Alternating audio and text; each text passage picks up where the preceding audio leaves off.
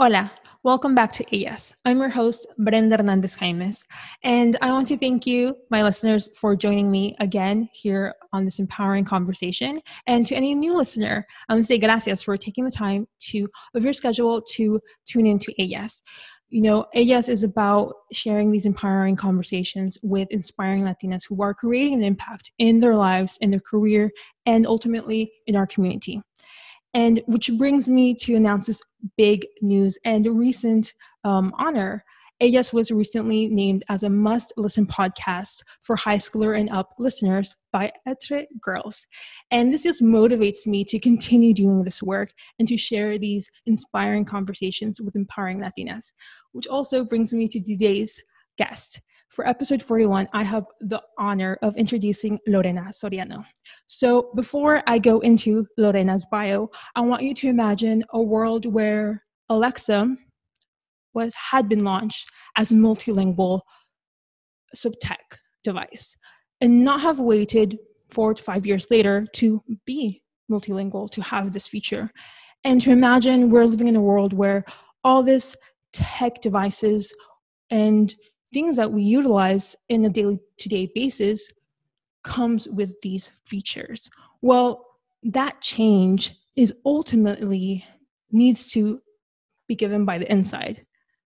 And the woman, my guest, who is making the work to create this change is Lorena Soriano. So Lorena is a founder and CEO of Every Point One, where she believes every point one matters when you're changing the stats to ensure we all have an inclusive and equitable future in STEM. Lorena is a community leader, keynote speaker, Forbes Fellow, 3 times founder, and ardently supports those changing the world. A believer in following her dreams and passions, Lorena left corporate America to pursue her own dream of becoming a woman in STEM. While completing her BS in biochemistry, she found an inclusive women in STEM community and who supported one another and inspired her to create Every Point One, where she demands change on a daily basis. A staunch advocate for physical and digital networking, she believes that community and collaboration are keys to success. She's living her ultimate dream of marrying STEM and business. Please welcome Lorena Soriano. Hola, Lorena. Hola, Bren. I'm so excited to be here today and on the episode where you announced that amazing award and accomplishment. I'm so excited. Thank you. Thank you. This episode is going to be fun because we're going to share like your accomplishments. I just shared an accomplishments of AS, but I love that we're combining our journeys, you know, like I get to share your journey. I get to share your accomplishments and what you're ultimately changing for the STEM industry and our world and our lives. And it's an honor that you're doing it here with AS and with me. So thank you. Thank you. So before I start every conversation, I like to begin sharing with me and our listeners, who is Lorena? Lorena is a girl and a woman that truly believes that we can all change the world. And this is different for all of us, where if you follow me on Instagram, I have the handle Girl Change the World. Yes. We can change it. For me, my focus is on women empowerment. It's diversity in STEM. It originally started because growing up, I wanted to be a scientist and doctor, but never had that representation. I had never seen a Latina or a woman of color doctor, and I didn't think it was possible. The closest thing that I had to a scientist was Bill Nye the Science Guy, you know, whenever the teacher would roll him in on the TV. And so ultimately, I didn't pursue that dream that I had. And I ended up, I played it the safe route because I went the business route, which felt safe, secure. My very first job, I ended up going into a Fortune 30 company, which my parents loved because number one, they knew the company, they could pronounce the name, and they said that it was stable. So I busted my butt and I got in the habit of every single year I would get a promotion after promotion. It almost got to the point where, hey, okay, the clock is ticking. We're almost at the 12 months. Where's that promotion? So I definitely advocated for myself. And whenever I had a new manager, it's like, hey, these are the types of things I'm looking to accomplish. What are all the steps that I'm going to need to take? Having that mentality helped me excel in that first Fortune 30 company. Then I moved to another Fortune 500 company. And during that time, I had the opportunity to move across the country for a big promotion. It was actually to Miami. I was living in Las Vegas at the time, but in Miami, I felt, oh my God, yes, there's going to be other Latinos. I could like play my music. The weather's going to be awesome. There's weather, like the beach and everything. And I was so ready to make that jump. But then I said, is this what my life is going to be like for the next 10, 15, 20 years? Yeah, I'll make good money. But ultimately, am I giving back? Am I quote unquote changing the world? And I said, if I've accomplished all of my goals and dreams thus far, then why can't I pursue that little childhood dream that I had?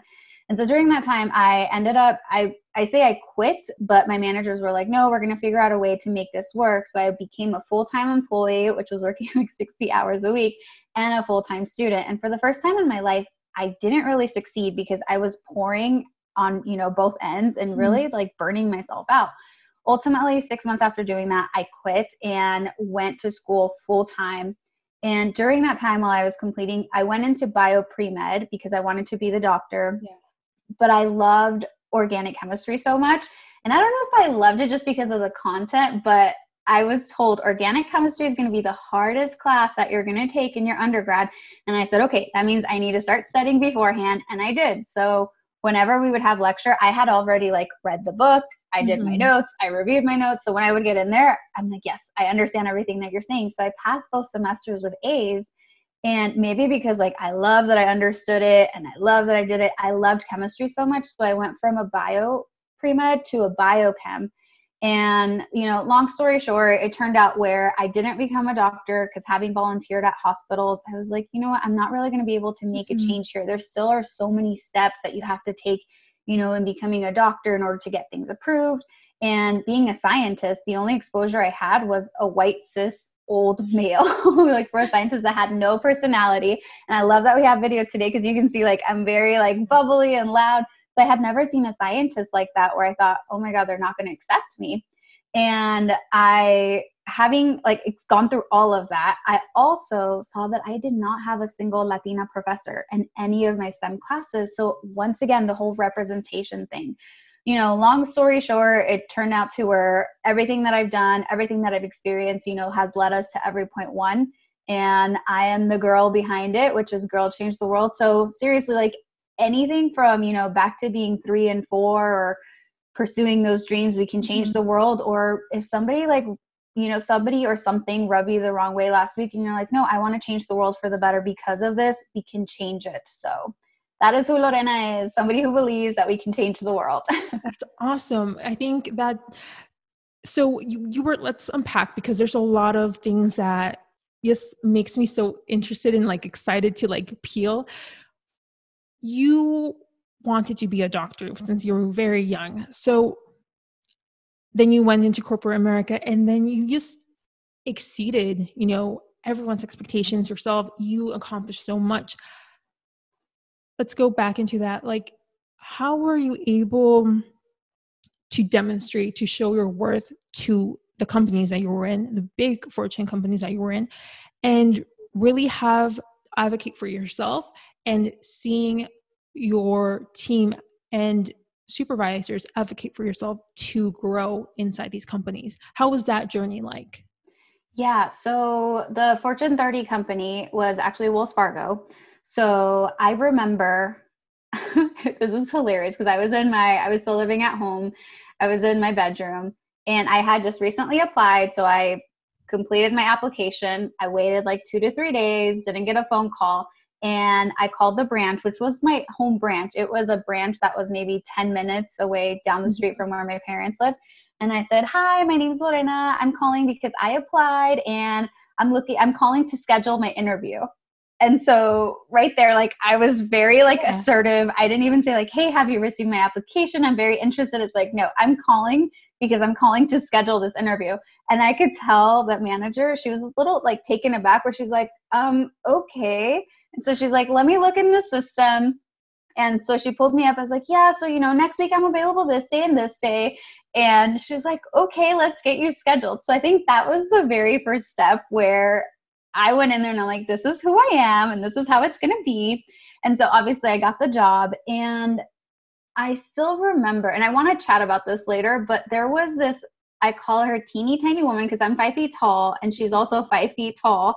She's 5 years older than I am. She was a couple of promotions ahead of where I was. And she was just like walking the floor, super powerful and dominant. And all I said is, how can I be who she is? Because I love the power that she has. And she's a Latina as well. And so one day I had lunch with her. We ended up taking it at the same time. And I was so nervous, like to approach her because it's like super powerful. You just not 5 feet tall, but still it's like, you knew who she was. Yes. And so I asked her, so can you tell me how you got to where you got? And I just like shut up. She started telling me, well, this is what I did. This is what I did. And I said, okay, very cool. So now I know all of the steps. And I started asking her, what about your job? What are the things you have to do? And so what I started doing that same afternoon, I started actually doing tasks that were going to help her succeed in her role. So I demonstrated, my worth and that I was valuable to her. Therefore, she kind of took me under her wing, and my managers knew that I wanted the job that she had. She knew that I wanted the job that she had. And it was 3 jobs ahead of where I was. But in 1 year, I skipped 2 promotions. So I was right underneath where she was. When she left, they knew that I had been groomed for that position. So it was one where I knew what I wanted. I kept my eye on the prize. And every single meeting, I demanded one-on-ones with my supervisors. So I can say, this is pretty much for me to be able to brag about all of the things that I've done. And okay, what am I missing? What are the other things that I need to do? So it was from day one, just me being who I am. And I'm the little short girl that always is loud, demands what she wants. She'll smile at you. My mom actually has a story when we were in Mexico. I don't remember because I was very, very young, but I would always smile at everybody. And apparently this lady on the bus did not smile at me. So I pinched her.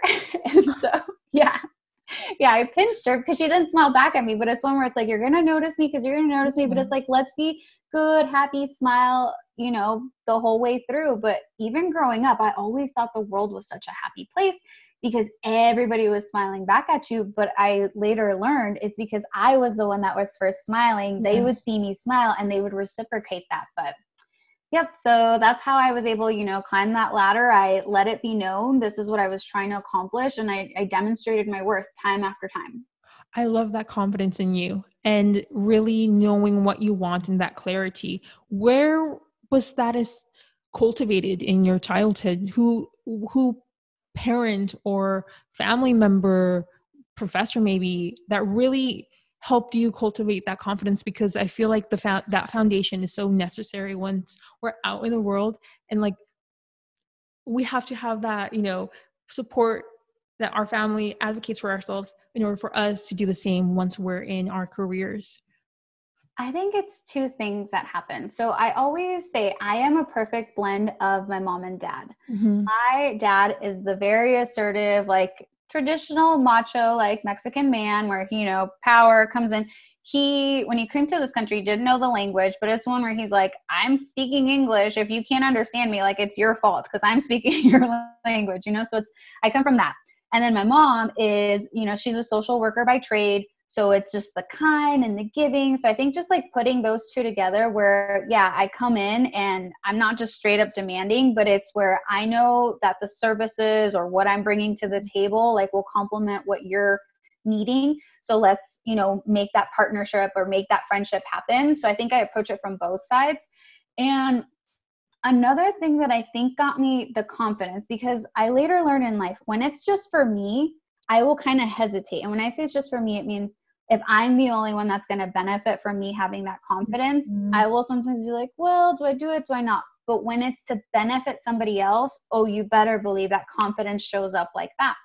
And I'm the oldest, but the shortest, but that means I was the one to learn English in my family first, where I could have a conversation. I joke and I say my mom would prestarme, so she would lend me to my aunt. So whenever we had to go to the doctor appointments or to the lawyers, I was always the translator. Didn't know all the words, but it's one where it's I knew enough to string them along. And I knew that it meant that I was helping my mom or my family. So that's where I think I started developing the confidence, because I was having these serious conversations with adults, with doctors and with lawyers where, okay, my mom is saying this and this is what she wants. And so, I was speaking like the little adult. So I think all of those things happen in order for me to have that type of confidence that I have now. So amazing to hear, because it really having that confidence to benefit for others is definitely a demonstration of what you do for in your history of being an entrepreneur, right? And then currently with Everpoint One, it's definitely that connection that goes along the way, and that's really inspiring. So let's go back. So you were in Wells Fargo, and then you decide to change companies, and that's when you start looking more into your education and just going back to that dream of being when you were younger. I think it's great to know that the company you were in was supporting you in that way of like, yeah, you can go back to school. You're gonna be a full-time, employee, and you can also go to school. Like I think it's also very rare, but I think with companies that really know the value of their employees and their team will do that investment in their employees. So can you share that journey of how that came to happen? How did you advocate to be a full-time employee while also focusing on your education? Yeah. So the company that I moved to, I actually ended up being the youngest one in that position. Mm-hmm. The people were about 7 to 10 years older than I was in the same role. So I went in there with super like confident attitude, and just from week one, I started showing what my worth and how I could contribute to the team. I was a solo performer, so it meant I had my individual quota, which played into the larger team. But it's one where I kept demonstrating my worth and I kept hitting all of my metrics. And 2 years later was when that opportunity did come up, Mm-hmm. to either move across country or, stay here and go back to school. And so it was hard because I'm one where, you respect your elders, you respect like authority and everything. And I didn't even think it was going to be possible. So I was prepared to quit. I remember going to not my manager, but my manager's manager. Mm-hmm. And that's actually something, let's talk about that too. When you said, how were you able to be successful? I always had great rapport with my manager's supervisor, and not at Wells Fargo, but at the next company, which was ADP. That one, I had weekly one-on-one coaching with my manager's manager. So Yes. that's one of those where I had not only my manager advocating for me, but their manager too. And they knew how I thought, what I wanted to accomplish. So we would collaborate weekly, Friday, every time, like at 2 p.m. That's whenever we would have our chat. But yeah, so there's that. And I'm so sorry. Can you remind me of the question of what we were talking about? Actually, yes, we'll go to that question, but I want to ask you, that's something rare, rare and depends on the person, because Mm-hmm. I would imagine if you're so connected with the manager of your manager, how do you smooth things over so your manager doesn't feel that you're like overstepping in a way, or not seeing the value that they have or to bring? I think that's also very important. Yeah. So I'm trying to think back to how that happened, but it was one where, okay, my manager's manager was the same level manager as my manager when I first started at the company. I Mm-hmm. actually had one of my interviews with him, and I thought he was going to be my manager. I ended up having a different manager, but number one, it's like I knew him on the same like managerial level. When he moved up, it was one where I think it's so important as employees to know what type of coaching style you need. Technically, it's the manager's responsibility for them to know, Mm-hmm. hey, employee A likes to be coached this way and supported this way. Because some, it's very hands-on. Others are, I just leave you to do your work and you do that. Others is like, you check in with me. And so I approached it on the side where I know what type of coaching I need. Share with me examples. If you tell me this is how you did it, I can start getting ideas and then go on my own and make them my own. Yes. So it was that where I remember having the conversation where actually with him, just one time, like out at lunch, and it's like, hey, I'm realizing these are the types of things that I want to accomplish. So then he was the one that's like, you know what, let's go ahead and start meeting. And it started with just like once a month. And then little by little, I would knock on his door like, hey, Brad, do you have some time for us to go ahead and chat? And then it turned into 30 minutes to then an hour where it's like, hey, let's just go ahead and get on the calendar. And I remember saying, hey, do you mind if we, make this like a regular thing? Once he said yes, then I asked, do you want me to go ahead and talk to, Shannon, or are you going to be the one to talk about it? Went down the office and was like, hey, have been getting a lot of great advice from Brad. I want to keep this going. So I just wanted to let you know. And it's one where she's benefiting off of me being, successful. And ultimately, like, it's a win-win. So it's definitely like the way that you approach it. And also, I remember the question that we were talking about before about let's just transition to that. Perfect. So I told him, like I said, I was prepared that I was going to have to quit because there is no way that this company was going to bend the rules to do this. And I went in there. I knew that I had money in the bank account because that's how I was going to pay for school. And one manager, he kind of rubbed me a little bit the wrong way, was like, are you sure that you want to do this? They're like, in a couple of years, you're going to be making the same amount of money as a doctor is. And I was a little surprised because I said, I'm not doing this because of the money, because you're right. If I was doing this because of the money, I would just stay here. Yeah. And once I explained that this is what I'm trying to do and, I'm going to have to leave, I think because I was such a great employee performer for them, they didn't want to lose me. And they were willing to figure this out where they said, okay, what's your schedule like? And then we talked about it. I whiteboarded because I love whiteboarding, and we figured out how it would go ahead and work. Like I said, it was a little bit easy in the beginning. And then as classes really ramped up, it was hard where for the first time in my life, I was starting to fail and I felt like I was just working like crazy because I was still working that 60-hour job. I was working or going to school more than the 20 hours. And I just felt like I kept giving and giving and giving, but I wasn't getting the results. And so after 6 months of doing that, that's where I knew like I had to draw the line. I approached them again. They said that we could make stuff work, but it's one where I had to draw the line. So it was the first time that I actually like prioritized this big goal and dream. And yeah, so that's how it worked out.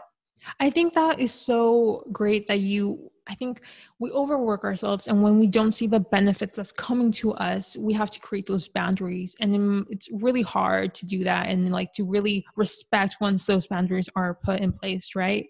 So let's fast forward. You didn't see you were in the hospital, you're like, I don't see that change, occurring. You want to create a deeper change. And throughout the years, I think your journey is amazing because you didn't take the traditional route. You had that clarity always, and you created these relationships, networked, and you had to do what you do and like went to biochem, and that's when ultimately your first opportunity as an entrepreneur came.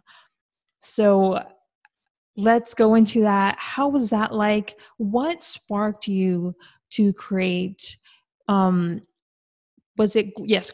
Girls Give? Yes. And what were you in that time of your life, career-wise and also emotionally, I guess, because that also drives you to start it?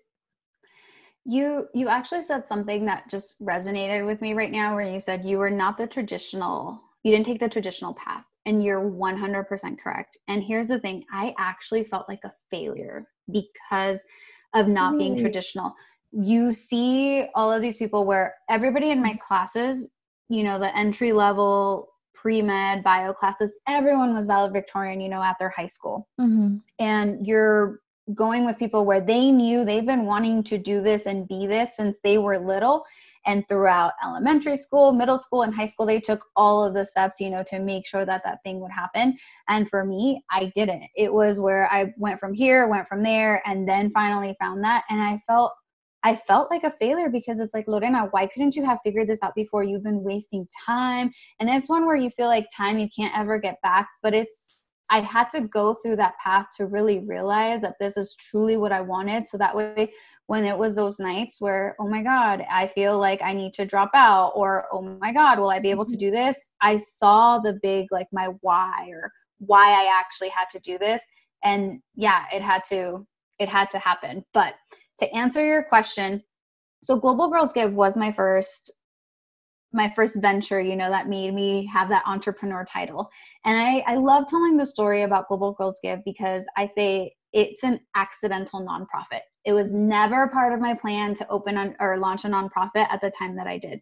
I had just moved to Seattle. I knew nobody but my husband, and that's the reason why we moved up to Seattle. He had a great opportunity. He's in STEM as well. He's a rocket scientist, so he's building rockets. Moved up here, and like I said, I didn't know anybody. I made a post on social media which said something like starting a girl gang of supportive women. So if you want in, let me know. If we get enough women, we're getting jackets. I posted it like, okay, cool. Maybe somebody that lives in Seattle will reach out, or we can continue the conversations going. And I had over 300 women raise their hand, the raising hand emoji, saying, I want to be a part of this. Let's build this. And that night when I made the post, like I said, I didn't think it was going to be something for real. So I put my phone down because that's a rule I have whenever I'm eating. I always put my phone face down, made the post, put my phone face down, started eating. And after dinner, I opened up my phone and I just saw all of the notifications. So I told my husband, I guess we're doing this thing. And it was one where I didn't know if it was going to be a business or not. I just knew, hey, let's start this off as a community. And here's the funny thing. All the jobs that I've had have always been at large Fortune 500 companies. So all of the tools and the software, they're the big brands that you pay thousands of dollars to be able to have. So when I launched this, I launched a little survey because I said, I want to know what the women want out of the community. I want to know what they're willing to put into the community as well. I typed it in as a Microsoft Word document and I sent it out to people, and I started getting back Google Docs, and I was like, okay, let me convert them over to Microsoft Word documents. And I had somebody reach out saying, why didn't you send this out as a Google form? And Google Forms is essentially a survey. I didn't even know these things existed. So that's the type of skill that I was coming, with. And I share this because it's one, you don't need to know everything in order to just get started. You'll learn along the way. But long story short, so made the post, started reaching out with the women, started meeting with them. And when there were about 5 of us that we said, okay, we are actually going to volunteer our time to get this going, we decided let's make it into a nonprofit. Because at the time I thought that's the only way, that you give back to your community. Because we're always told for-profit companies, they're just wanting to, take money and pay the CEOs, and they're not giving back to the community. So yeah, we ended up going the nonprofit route. And at that time had just recently moved to Seattle, started just keeping my head down. I had met one real friend that I would consider a friend, and we had really only met once. When I got here, I signed up for Bumble BFF. Have you heard it? Have you heard about it? Yes. Okay. So at that time, all I knew was Bumble was a dating site. And I met my husband, how many years prior? Maybe 3 or 4 years, 4 years prior on Match.com. So I told him, I said, hey babe, I'm downloading Bumble because I want to do Bumble BFF, but I'm letting you know that it has to be the Bumble version. So I told him that. I met an amazing woman. Her name is Karina Patel. We met one time, and around this time I had been telling her about the idea. This is what I want to do. She was traveling a lot at the time, clearly pre-COVID days, but she came back into town, and I said, okay, this is where I'm at. She's like, count me in. I'm sold. Let's do this. And at this time I had just started working again, a 9-to-5 job. I was actually in New York for 2 weeks, for training for work. And that weekend in between the 2 weeks, all my coworkers were going out and exploring, and I'm in my hotel room just doing interviews to bring people on. I think I had 10 hours worth of meetings that day. And so that's the space where I was at. I was trying to juggle a new job, clearly going through training, juggling how to do a nonprofit where I had no experience, but that's what got me into the entrepreneurial space. And because of the work that we had done at Global Girls Give, that's how I was able to become a Forbes Fellow. And the Forbes Fellowship program, I flew up to Boston where they had the Forbes 30 Under 30 Summit that year. And I met people from all over the world that were wanting to change the world based on their strengths and their passions. And for the first time, I truly felt hey, I could be an entrepreneur. These are my people. They're doing it too. So I left with a whole bunch of contacts and a lot of people where they're yes, I love the work that you're doing. Let's help and support one another. So that's what got me into the entrepreneurial space. That's amazing. Oh my God. And Okay, you just shared with us so many golden nuggets, but I want to ask you, how were you able to trust in yourself and to be proud of your journey when back in school you felt like a failure? Because looking back now, I think your corporate background is definitely helping you now. And I feel, I don't know, maybe I'm wrong, what you learned and how you were so assertive ultimately would have helped you while you were studying in school. So I think it's definitely important to like in those moments of like failure, even though you forget all the accomplishments and the hard work that you did, how did you remind yourself of like being proud of what you've done? So right now, and I started it this year, my husband and I were doing 12 months of champagne because rather than waiting till the end of the year to celebrate our accomplishments, let's be real, New Year's Eve, we put our list, but we forget a lot of like the teeny tiny things that add up into everything. And so 12 months of champagne, we have a little notebook where whenever there's like a win or something good that happened, we go ahead and we write it out. So that way at the end of every month, we'll go ahead and open up a bottle of champagne and celebrate. And so back to my corporate America days, I would always write the things where, hey, I did this and this is going to make me stand out. So I think people call them now your brag book. I always had like a Word document that I would pull up and do that. And so I think here, little by little, I started remembering like, oh my God, I had this win. Like there was one time my physical chemistry classes or quantum chemistry was one of my hardest classes ever. And the very first test, I failed. I got a D on it. And from there, it's like, okay, let me go ahead and just study, ask for help. And I ended up getting an A on the next one. So it's just those little wins, however small they are, celebrate them. Celebrate them because the thing is they all add up. And one thing that I love doing is I actually go back and I scroll through my own social media. Sometimes you'll see me post on my stories a post from like a year or a year and a half because I go through it and I find one and it's like, damn, like Lorena knew what she was talking about. Like who knew that something she wrote a year and a half ago was going to be hitting her, present day today.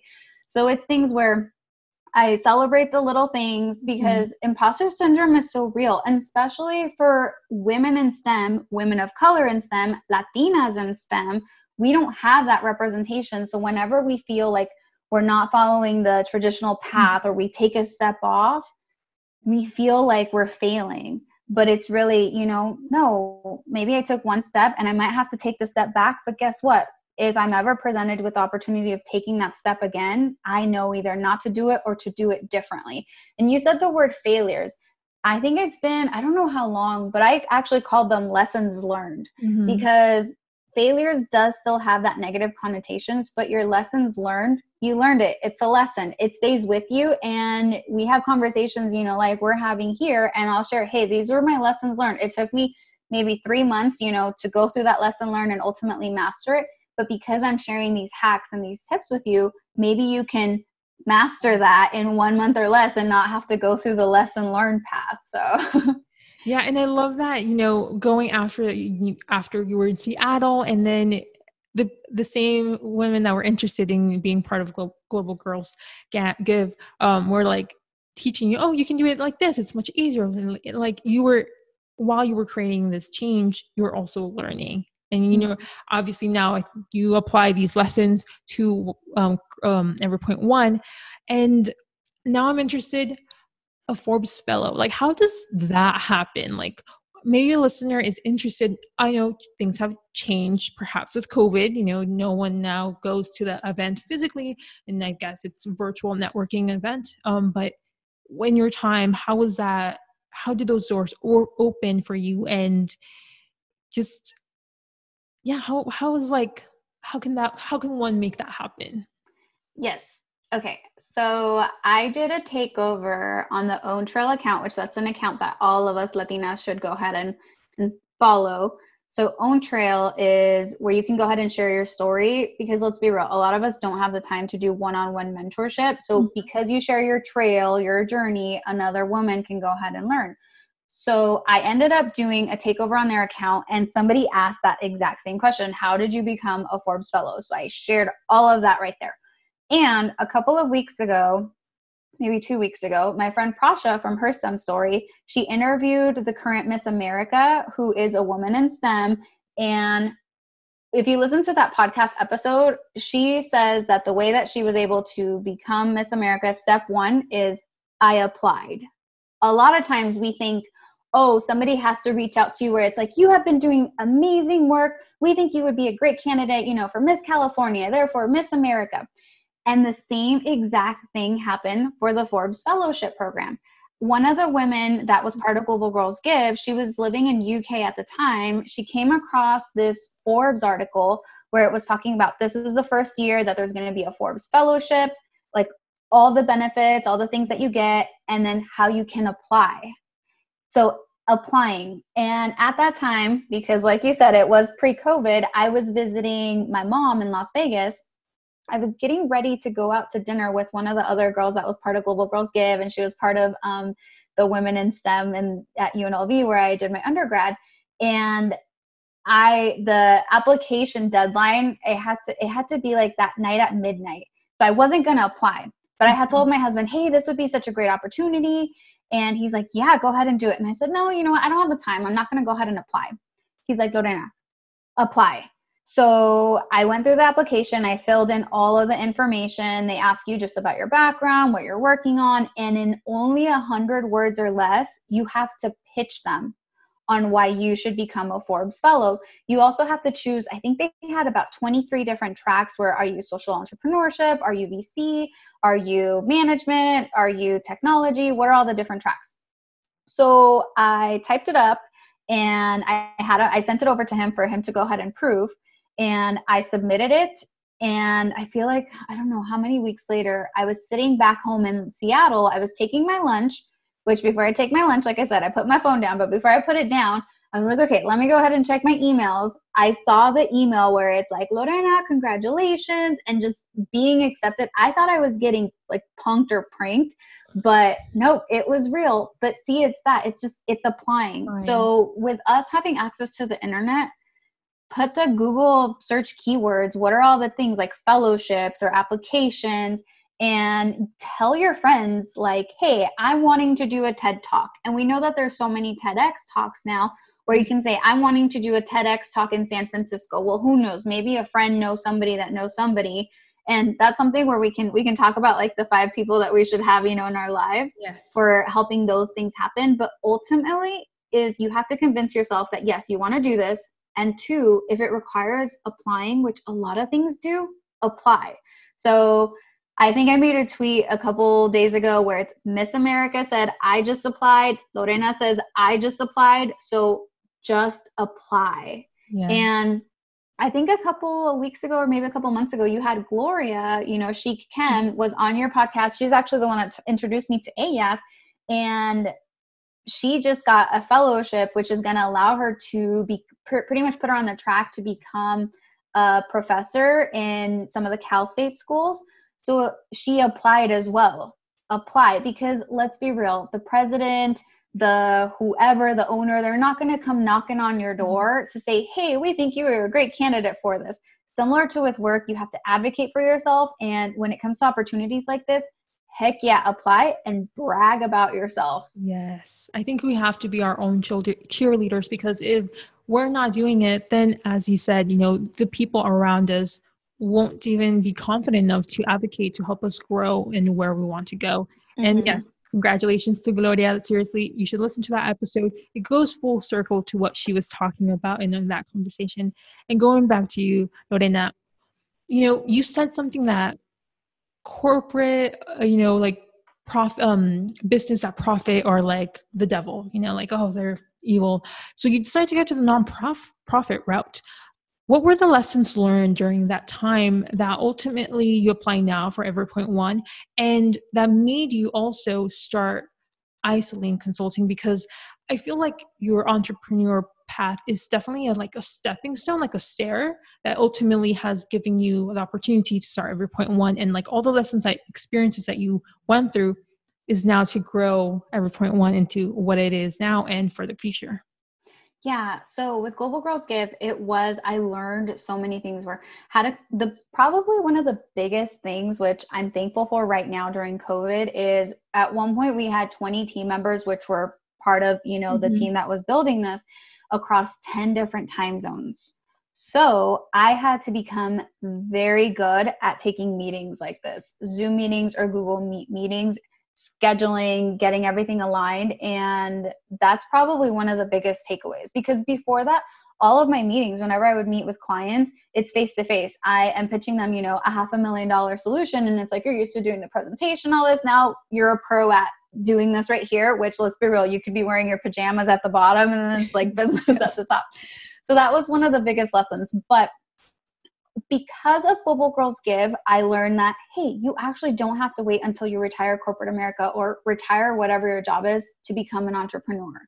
So I made the decision that come January 2019, I was going to become an entrepreneur full time. I had already been thinking about it, early 2018, because of the experience I had at Global Girls Give, talked about it with my husband. So that means that we put pretty much everything that I was making at my job into savings. So that way I would be able to have, the ramp up to be able to afford this and everything. So that was the number one thing. Number two is I felt that I didn't have the background to do this like officially, like on my own. So a program that had launched the University of Washington, it was their first cohort. It was the Women in Entrepreneurial Leadership class. So day one, I go in and they ask us, what are you hoping to gain from this class? I said, I want to learn all of the things that I don't know, so that way I can either learn them in this program or learn them on my own. Because whenever you're like, whoa, I didn't even know that this existed, or that that's how this was supposed to be, once you learn it, you know it. And through that program, before that program started, I knew the business that I wanted to launch. In this class, it was 6 months. They basically have you launch your idea if that's what you want to do. I chickened out at the end of month one. I was going through the book that they have us go through, which is 24 Steps to Disciplined Entrepreneurship. The author, Bill Outlet, he's on my bucket list to meet one day. He runs the MIT MBA program. It's a great book, great read if you're getting started. But ultimately, I chickened out. I said, nope, this idea is way too crazy. Nobody's going to go for it. And like I said, I chickened out. I had been talking to one of the girls from Global Girls Give, and she's like, well, you know what? Like, I've been thinking about, doing my own business too. She is a woman in STEM. She's a physicist by trade, me biochem by trade. I come with a business background. She was in the business world.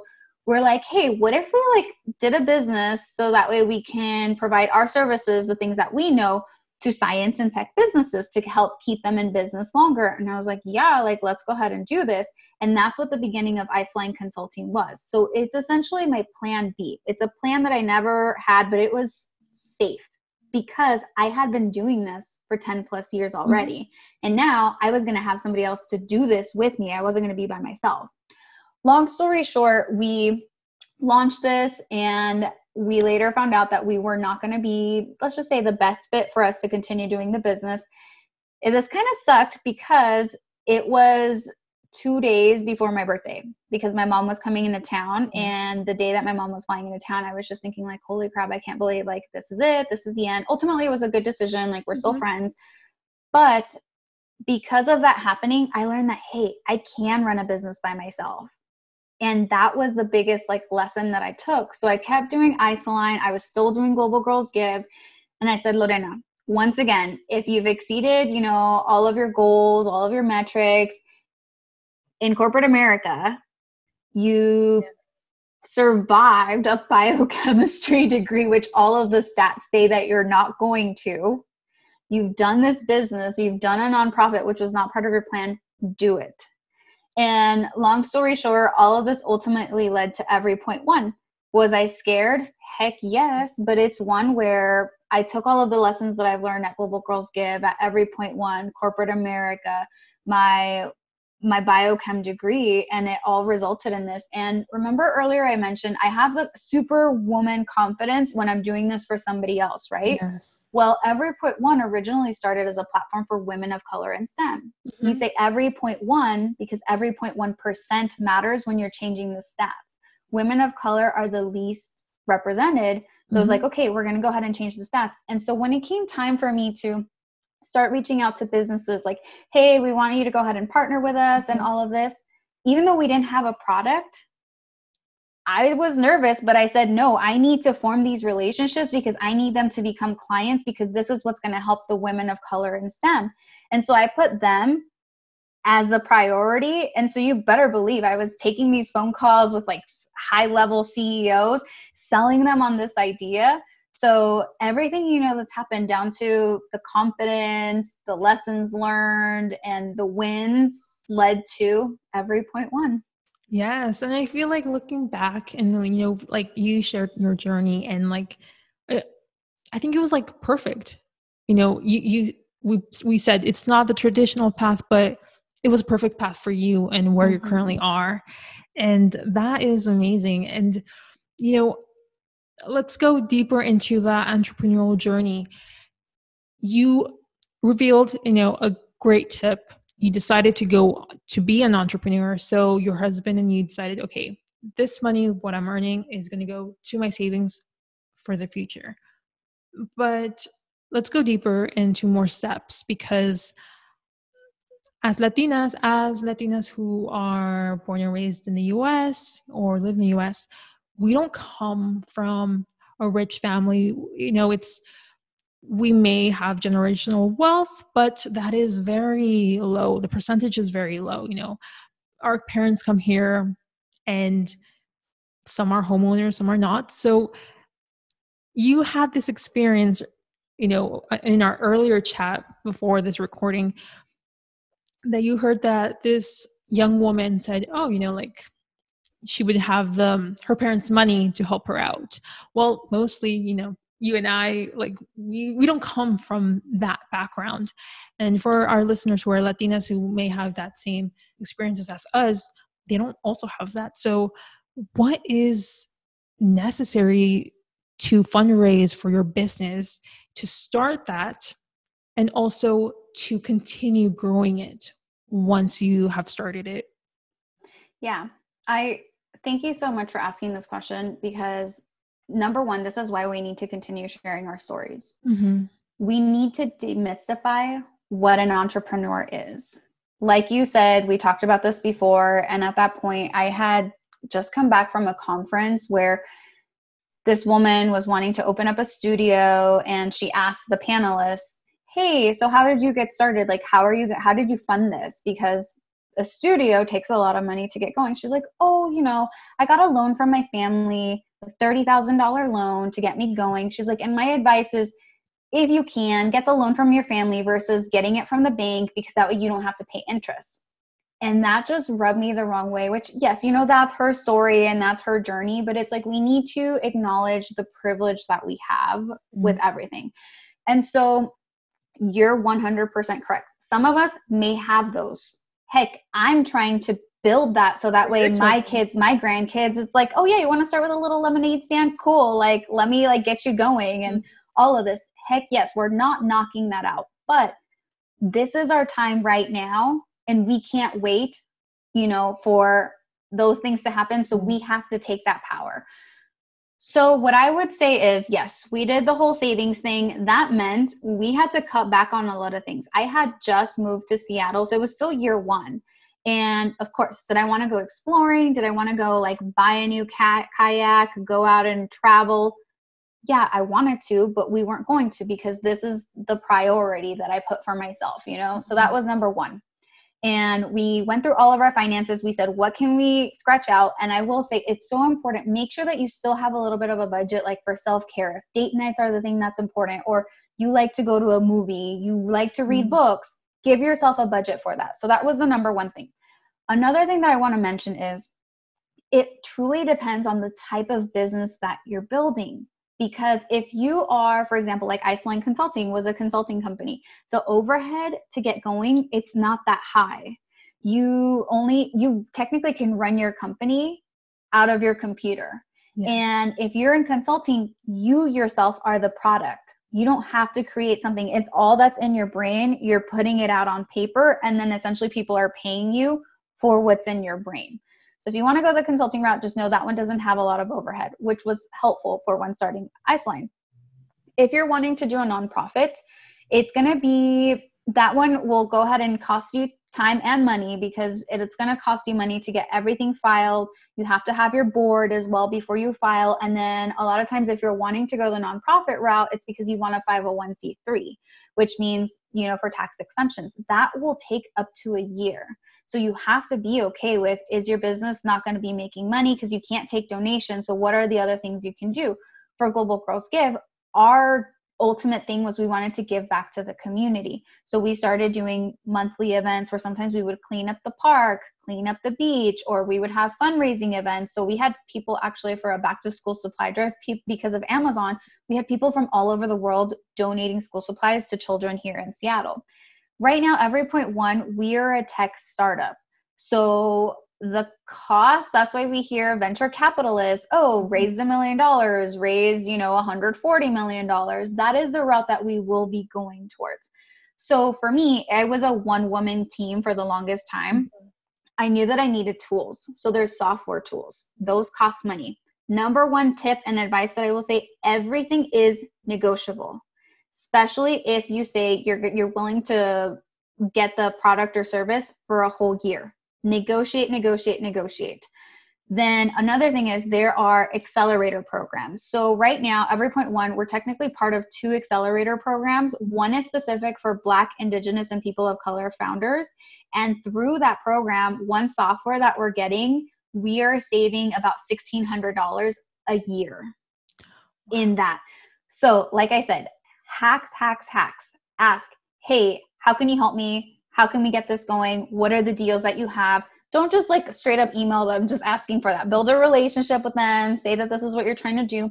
Even for us, when we were looking to get incorporated, I remember I reached out to a lawyer saying, hey, can you do looking for pro bono services?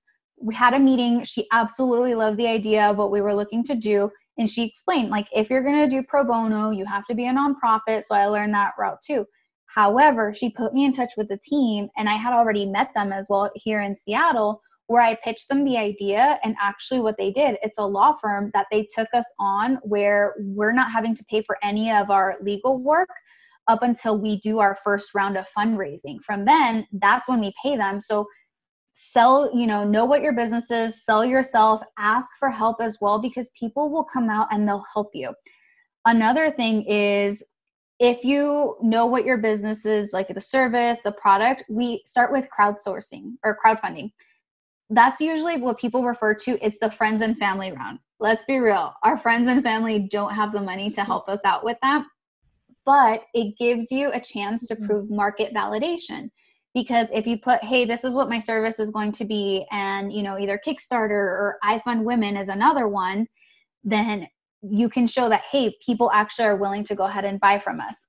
If you can, build your MVP as quickly as possible, because that you can start selling, or you can start getting clients. Even if you're offering the service completely free, you can say, I have 1,000 users. And that's so important for when you go the VC route, which is venture capitalists.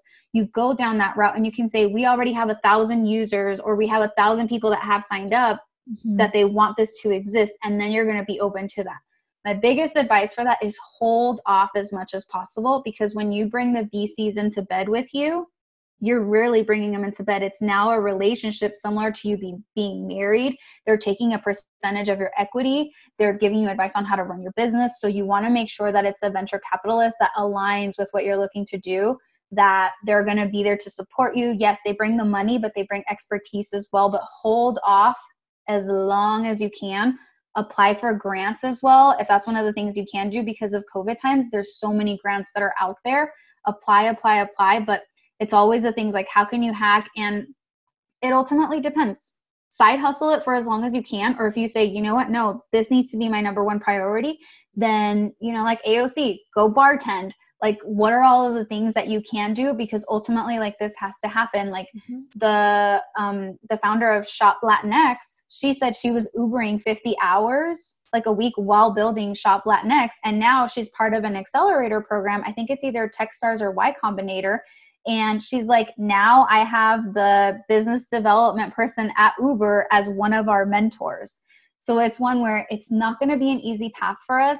The paths are there. Reach out to other people on LinkedIn. If they've been there, they've done that, they'll share these hacks, and listen to episodes like this where, hey, this took me a long time to learn. What are all the different steps? If I'm pitching a VC, what are all the things that I need on my pitch deck? But once you know it, you know it. Yes. And that goes back to the clarity. And seriously, like you mentioned earlier, like the lessons learned that you have is going to make it much more easier for our listeners to, not go through that route and just go straight to the plunge of getting financing. And, so you started putting your money into your savings. You did that to have that establishment and just to be ready to start every point one. But when was that right time, like for you? Because I want to say specifically for you, because for every different person, it's different, like there's no really like right time, the right moment to start and like leave your job. It can be scary. You're like you mentioned earlier, like AOC did bartending, founder of a shop LatinX, Ubered. But for you, when was that right time that you said, I'm going all in on this? So I had Global Girls Give already, which at that point I was giving 20 to 30 hours a week. Mm-hmm. I had my 9 to 5, which that was minimum 40 hours as well. I was still, I had been married for a little over a year. So I was trying to have a relationship with my husband too. I knew that I was starting the Women in Entrepreneurial Leadership program. So it just got to the point where there are not enough hours in the day. And we talked about it. We made that decision. And I felt at that moment that I couldn't just close up shop on Global Girls Give because we were still giving back to the community and we were helping out. So it was one where I made the decision of, okay, the 9 to 5 is going to go, have the money in the savings. Mm-hmm. We knew that off of one paycheck, my husband's, we could live. It was going to be lean. Like, it's not like we're going on vacations. Did I want to? Yes. I had the money in savings. I didn't have to touch it for like a couple of months because I said, I'd rather eat like ramen noodle soup for like a month and know like that money's there for if and when something does happen. And whenever you're launching, before you make the jump, I would say have sales. For me, the thing that allowed me, or I would say kind of held me back, was having Global Girls Give. In hindsight, maybe should I pull back on that? Yeah. But it was one where, like I said, it's the part of being my mother's daughter. I wanted to give back to the community and help connect women. It's different for everyone. It's up to you. I'm willing to make sacrifices. Like, for example, I am starting Harvard tomorrow, my online program. And I don't know if you can tell here, but it's like my eyelashes are very sparse. I decided I'm canceling that, Mm-hmm. I want to keep, like, my husband and I, we like to do fine dining. He cooks at home. So we still want to be able to afford like the good quality food for him to cook and for us to enjoy. We recently bought like bikes. We got our camping gear and we said, what can we do, like invest in? So that way we know that when we have our hangout time, we're going to be able to basically use the same thing, which is our bikes. It's our camping gear. Like, my mom's coming into town on Tuesday. We're taking her to, it's La Selva because it's a rainforest. I had to like Google Translate, but it's the little things like that. So it's make the list of priorities, what truly matters. If for you say, I like to go out and eat, then make that a priority. Like, no shame. Or you're like, I like getting massages. Obviously right now because of COVID, mm-hmm. It makes it a little bit easier because think about all the things that we used to do that we don't have. Yes. So that was how I knew, like, for me, that was the right time, but it's definitely been a lot of sacrifices. I don't regret a single thing because all I know is I'm going to make it. I'm going to become a multimillionaire, but I'm going to know that I know how to run, my household with a lean income. So all that money is going to be so that way I can invest in more diverse entrepreneurs. Yes. And I think that's also necessary to remind our listeners, like, you have to make sacrifices in life. And I think with COVID, like you said earlier, yes, it's much easier. I loved going out to eat and like discovering new restaurants.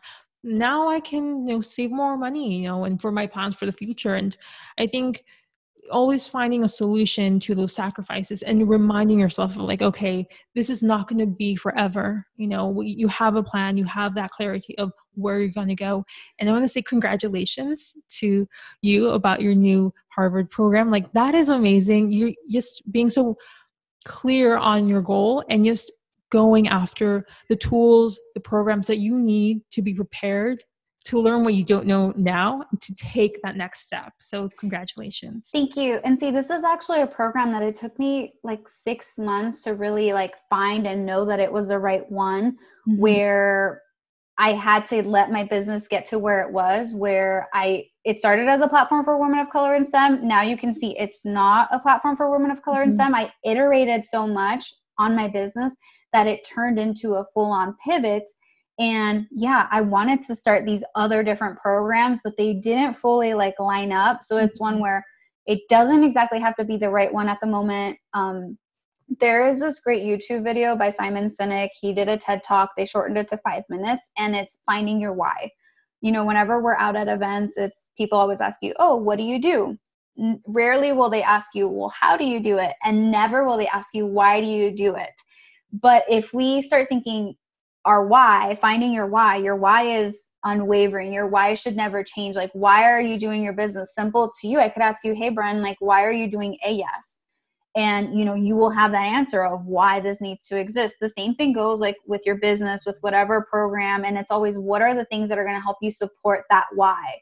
Because your why doesn't change. Your how will change. For me, it was about changing the stats in STEM.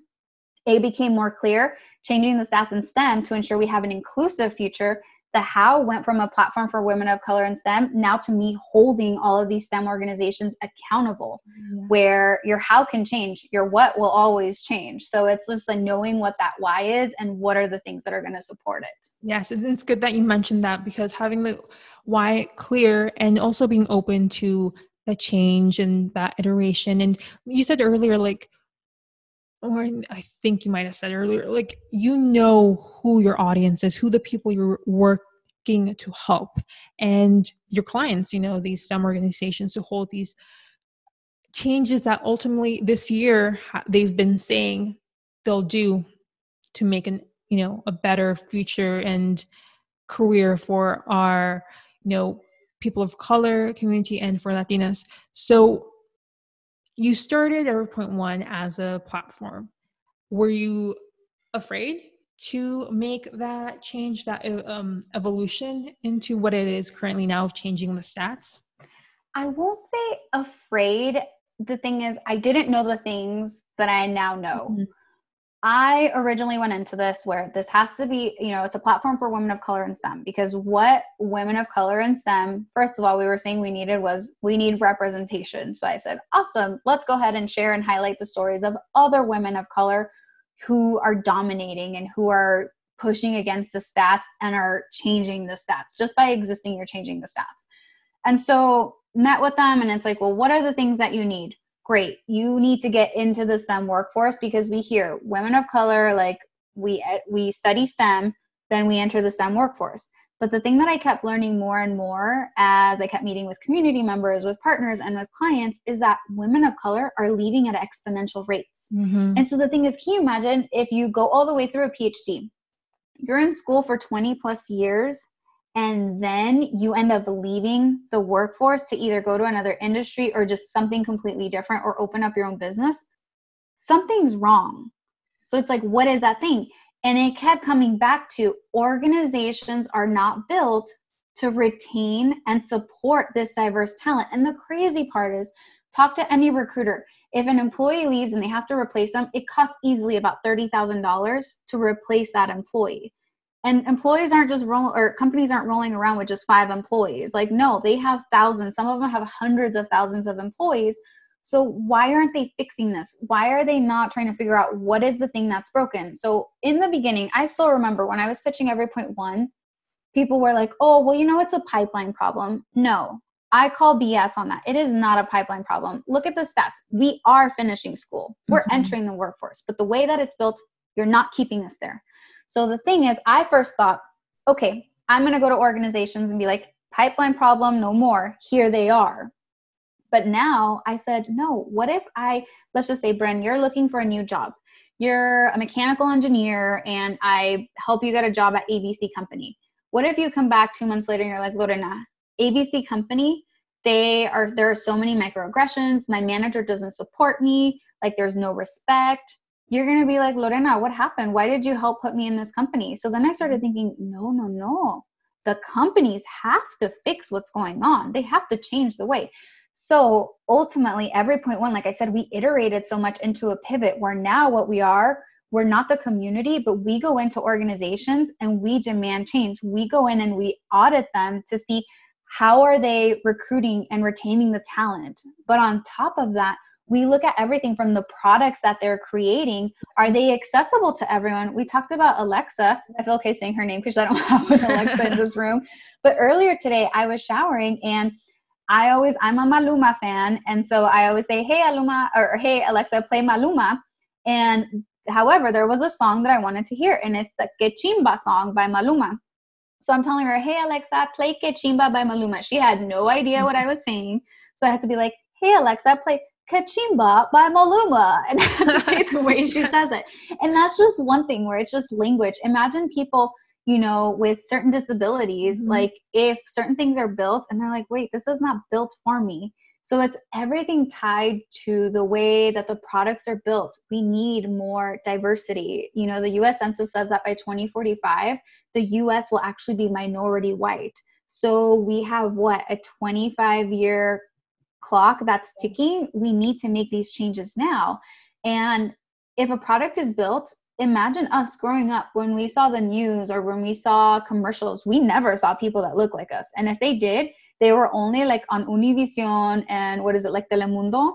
But now, like, I'm challenging these organizations, like, it's the way your product is built, the way the people who are building it, but also the way that you're promoting your product and out there. So because of auditing, we are the ones that are setting the standards where it's, hey, you pass or you fail. These are the things that you need to fix. Mm-hmm. And definitely company culture, because if they're not advocating for the employees that are already there, then there's no change. And I feel like it's also reminding them that diversity brings in money. If you have a product that can be marketed to not only the US and all of its citizens, we have so many people from all over the world and, other countries, like, you'd think they would be open into making these changes. So, it's been, correct me if I'm wrong, a year now. No, less than a year with this new format. Yes, November of last year. The new format. The new format actually changed in March of this year. Yeah. So can you, not going into details, but can you share with us, how has that experience been like with this STEM companies, of you auditing them and just making these strategies to this improvement and make sure it's established in their culture and the way they produce these products, and also to advocate and grow their employees to ultimately stay and improve our lives as users? So here's the crazy thing. When I made this switch, I had actually forecasted 6 months worth of research because, girl, if it was hard selling them on just, hey, list your jobs on our platform, can you imagine just like selling them on, hey, we need you to go ahead and think about the way that you're doing your entire organization. So I had 6 months forecasted for this. Because of everything that happened, with Black Lives Matter, that really sped it up. COVID times as well, because either employees were leaving or companies, they saw that they were having to downsize and fire a lot of employees. So that really put us into a time crunch, because it's like, holy crap, we had 6 months, what are we doing? So rather than just rushing into it, which is probably what Lorena version of Global Girls Give would have done, where it's like, no worries, you need this? Cool. I will meet you tomorrow, and just stay up all night and getting this going. Now it's like, no, you know what? I know that this is something you need, because everybody's knocking on our door that this is what they want and that they need, but it's okay. You're going to have to wait until we have this ready for you. But all of the meetings that I'm taking, all of the people that we're working with, they're so open that they want this change. And right now, I will say, if somebody is not open to it, awesome. I don't have the bandwidth to work with you. I want to work with people that they want to actually make change, not where it's, okay, we're putting in a new training, you know, from 4 to 5 p.m. on Friday, just so that way we can say, yep, we checked the box and we're done. No, these are organizations that they understand we're going to have to basically come on in, and on some of them, it's maybe just make a couple of fixes. And for others, it's we need to build this from the ground up. Perfect. Yes. And, you know, I think unfortunately, it's unfortunate that the events of the murder of George Floyd and ultimately, which gave much more strength and respect to the Black Lives Matter movement, and COVID happened. So it's definitely all of these things is ultimately helping you and Never Point One actually make a great change, a positive change. It's unfortunate the events that lead to this, but I'm happy that you are so just focused in being a positive impact in the STEM industry. So at least we can look on the bright side of that, and that you are, like you said, if it's not benefiting others, you know, is it really benefiting me? So thank you. And I want to go back into our conversation, and you mentioned the board of directors. For our listeners who have maybe they're starting their business, or maybe they're just ready to go full-time on it, and they're like, wait, I've saved up all this money. I'm now, full-time on this. Now I need a board of directors. Like what? So can you tell us, when is it necessary for an entrepreneur to have a board of directors? Who needs to be in this board?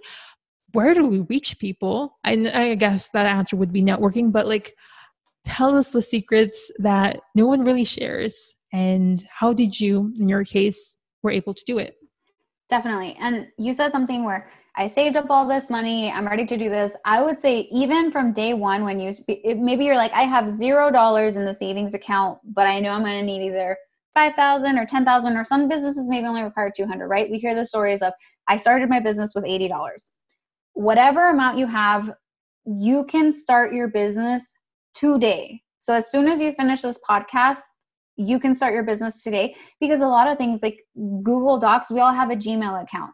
You can start that, whether it's pen and paper and you're starting that. Market validation, I suggest you do that from day one as well, or start interviewing people. And it's like, hey, I have this idea for this type of product or service. Is this something that you would pay money for? And that way, cool. Yes, you get a checkbox. And then now you have another contact that can go ahead and help you out with that too. Do not wait. And I repeat, do not wait, because as Latinas, we do not have the time to wait. We don't have the time to wait. Start today and start doing that market research. That way it's going to give you the confidence and say, yes, this product needs to exist. When I started pitching Every Point One, people were like, oh my God, I can't believe that something like this doesn't exist already. Which for me, it was like, yes, pat on the back, because it's an idea that needs to exist. But yes, there are 5 positions that need to be on your personal board of directors. I suggest you have to have all of them. You don't necessarily need to have all of them like today or tomorrow. And these are positions that you can hire, fire, and promote accordingly, because sometimes certain positions, they will outgrow and it's time to bring in a new one. And it all depends on the stage of life that you're in. The first one is your cheerleader, or since it's a Latina audience, I call it your hashtag, your she se puede, because that's your cheerleaders that are supporting you. So these are the ones where these are the friends that, oh my God, I just got yelled at, or I just had a crappy day. They are going to cheer you on and support you. Lorena, you got this. You can do this. They may not know what it is you're working on, but they have your back. They believe in you like no other, and they support you. So it's your she se puede. Next is your let me keep it real friend. This is the amiga that says, amiga, mira. Because they're not going to sugarcoat it. They're ones that they're going to keep it real. They're like, hey, you just did this presentation, or I heard this podcast, and I know you're trying to work on this, but you stumbled on this, or hey, you said this and it doesn't sound right. They're not usually your cheerleader. They love you as much as a cheerleader does, but they're like, amiga, mira, tú dijiste esto, and this is what happened. So they keep it real, and you need those as well, because that's what's going to ground you. You can't just have people building you up, because we're going to stumble. We're going to have lessons learned, and you want this amiga on your side. Your next is your connector. So this is your tienes que conocer a. This is the person that is facilitating the connections. This is why I always say, do not keep the business idea that you want super close to your chest because you're like, somebody's going to steal it from me. Heck no, shout it from the rooftop. Because if you already have this idea, maybe somebody else has it as well, but you've done all of this research. You're here. You're the differentiator. This connector is the person where once you start telling them, hey, this is what my business is looking to do, they're going to be like, oh, you need to meet with this person. Oh, you need to do this. For example, in January, we had only had the business for 2 months, and I entered a pitch competition because my friend Aileen, who now lives in DC, she recommended me. And I thought like we were way too early. We won the pitch competition and it just opened up so many more doors. It's people where they're like, oh, because of what you're doing, I need to put you in touch with this. The Forbes feature that came out in June, my friend Sage, the founder of Future for Us, she's the one that nominated me for that. So these are your connectors, the people that are making those connections. You need to meet this person. The fourth one is your mentor or your madrina, because they've been there, they've done that. They are ones where, like, for example, Bren, if you're like, I want to open up a consulting business or I want to open up a tech startup, you come to me, I've been there, I've done that. So I'm going to mentor you where this, like I said, took me 3 months. Let's make it happen so that we can master it in 1 month. And finally, this one is the most important one, I personally feel. It's your sponsor / advocate / fellowship. This is the person that says, ¿has escuchado de Lorena? Lorena está haciendo esto. This is the person that makes sure that your name is said in rooms where you're not even thought of or welcome at the moment. This person chooses you. You don't choose them. So they are the ones that ultimately advocate for you. And maybe they start off as a mentor and then they become as a sponsor. A lot of times your sponsor is not going to have time to one-on-one coach you. Mm-hmm. Earlier, I mentioned my friend who, she was this super little powerhouse and all this. She became a sponsor for me. Whenever there was a promotion that was up, she's like, oh, have you considered Lorena? And I say Lorena because that's how she calls me. But she's like, have you considered Lorena for this? So she would advocate for me. She became a sponsor. And it's so important that if you have sponsors in your life, you also sponsor other people, because we need to keep the door open and we need to keep bringing more of us into the room. So those are the 5 positions. It's your cheerleader, your hashtag she se puede, your let me keep her real amiga. She's not always going to be super cool and you're not going to be a fan of her all the time, but it's going to help you. Your connector, the one who's like, tienes que conocer a esta persona. Your mentor, your madrina, been there, done that. And your sponsor and your fellowship person who advocates for you. So those are the 5 people. And the biggest lesson that I would say is once you have them, even if you have 1 or 3 or all 5, keep them posted, especially your sponsor, your mentor. They're giving you advice and tips. Let them know how it worked out, because the last thing you want is like, oh, I made this connection for Bren. What's going on? Rather than like, hey, Lorena, thanks for the introduction. Like, this is what happened. And I mean, I think I even like referred you a couple of people over. Like, I love being the connector where it's, oh, these people are awesome. Like, they need to meet. So those are the 5 people.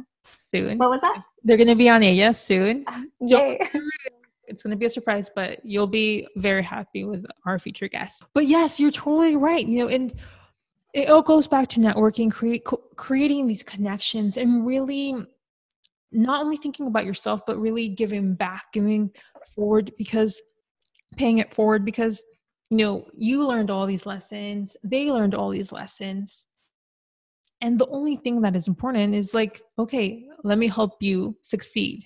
You know, if we continue to do that, I think us Latinas will be able to really succeed and not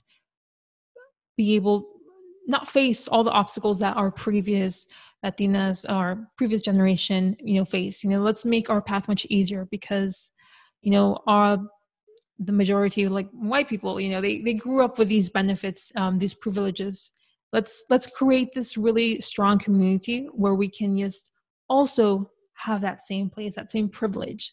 Mm-hmm. And I'm glad that you have these amazing mujeres and surrounding you, and like they're advocating for you, that are reminding you like, hey, you messed up here, but it helps you even grow. And yeah, absolutely. And they're coming from a place where they don't mean harm. They know that this is something you're trying to improve or you're trying to get better, and they will hold you accountable, because we need that. And it can't be all like sugar, rainbows, and butterflies. No, we need to keep it real, but it comes from a place where they love you and they want what's best for you. Yes. And not anything is color de rosa. And I feel like I actually love when that, truth comes to my way. Like, okay, oh, I messed up here. Let me do it better. So it's also being you as a person, being open to critique and growing, because you can't stay static. You can't stay there forever. And which also brings me to my second question. Like, you can't stay static. You can't stay in the same path. You're very open to change and developing an evolution of every point one. When, you started as the sole founder, the sole CEO, when is that moment in time for you in your business life to bring other people on your team to help this company grow? Because yes, you have your board, yes, you have yourself, you have these clients that are ready, they're just waiting for you to get everything in place. But when is that right time? You're gonna say like, okay, I need to give this responsibilities to other people who are also passionate in growing this business. When is that right time for you in your case? Yeah. So with Iceline, like I said, I had this idea, pitched it to the woman, and she's like, yeah, let's go ahead and do it.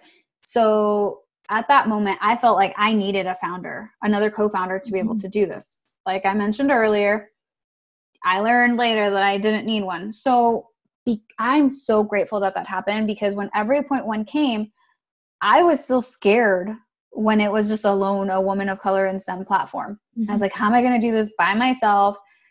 I started, and a lot of things is I come from a B2B background, which is business to business. So I'm used to, like I said, selling like those $500,000 deals to clients, not building community, how you have community, right? That's a B2C side. And so I had to really learn the B2C side, where this was not in my wheelhouse. I said, eventually we're going to get to the B2B side, and boom, that is where I will shine. Yes. Did I think, oh my God, it would be awesome to bring on a co-founder who has B2C experience? Absolutely. But instead, I took the time to learn all of the things, because I said, Lorena, when you bring on either a co-founder or you bring on an employee and they're going to take over this, you want to know what are the things that they're doing. How can you best support them? Because otherwise you won't have that type of communication. So it's better to know like what the business needs and that.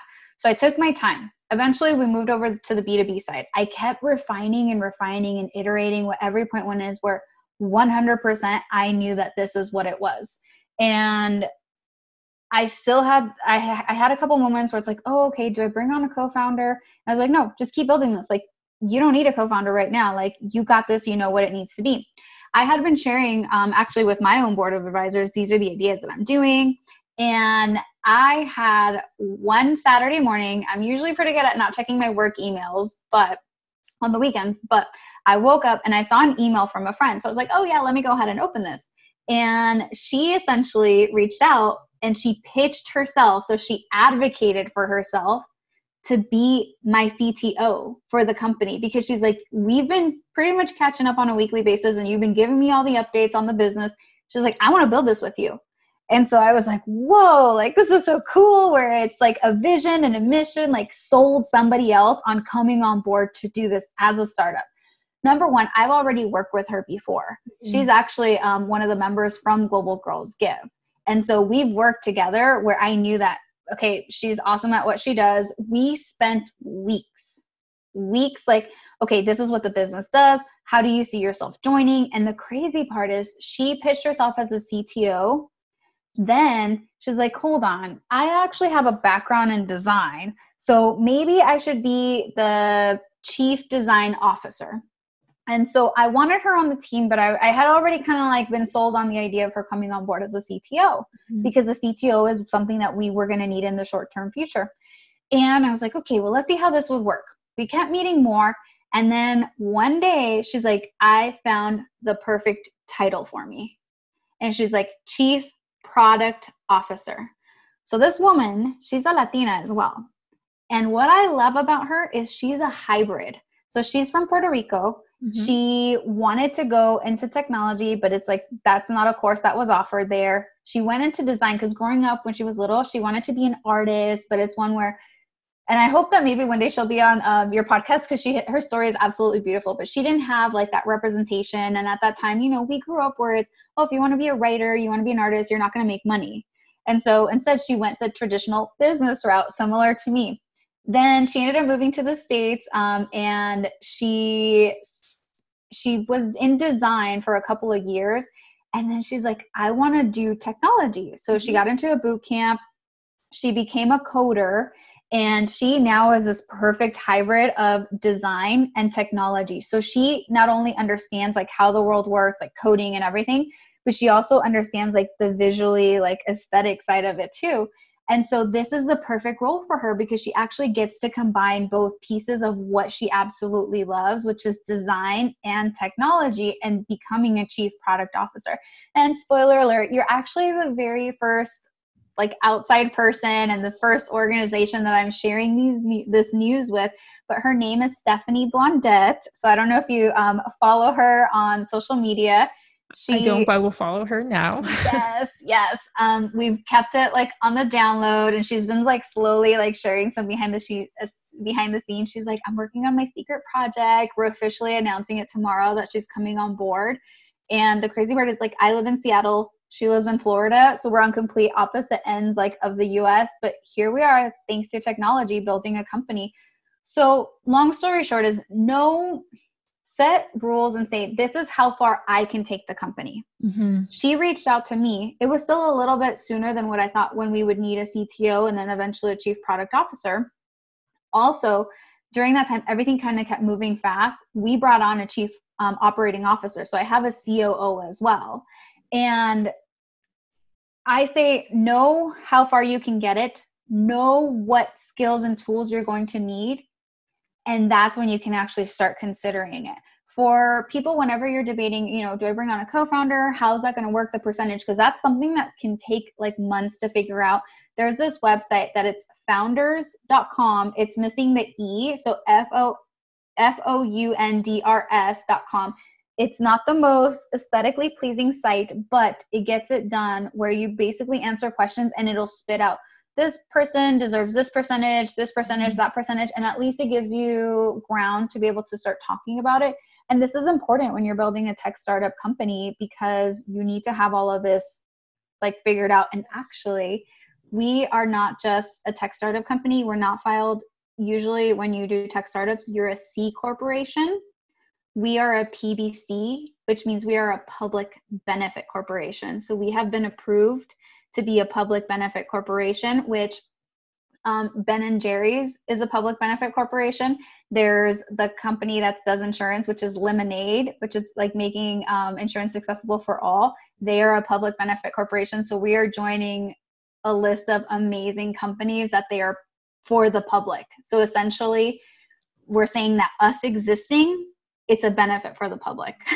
Oh my God, congratulations. This is really brings me so much joy, and like you putting in the hard work and it's paying off. Your passion that you have for this change is like it's showing, and like it's so contagious that you inspired, Stephanie to join Everpoint One. And it's just, I'm excited for the future, what it holds for you and for Everpoint One and the change, and yes, I would like love to have you back and like keep us updated what has been the changes and everything. So yes, congratulations. And thank you for sharing this news with us first. So absolutely. I know we were originally scheduled to interview last week, but we still needed to get some stuff approved from the lawyers. We got it like Friday, super late in the day. And I messaged you like, we can keep it, but I wanted to share like this announcement with you. The fact how she's a Latina as well. I want to thank you for creating space like this where you're amplifying our voices and our stories. You bring us together when I listen to podcasts, it's usually in the morning whenever I'm checking my emails or if I'm out like, riding my bike and stuff. But it's one where we, because of technology, are able to access and connect to so many other people as well.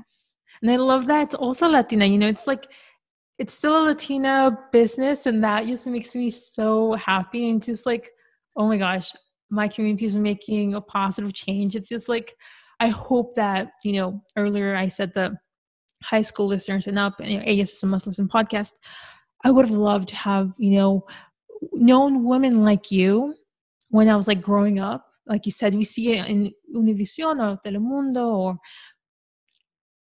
now with technology, we have that, these stories, these changes, these businesses just in the tip of our hands. And it would have been amazing. It was amazing to like known women like you when I was like younger, 10 growing up. But we need that. No, do I feel that exact same way? Yes. Like meeting people like you, meeting all these amazing women.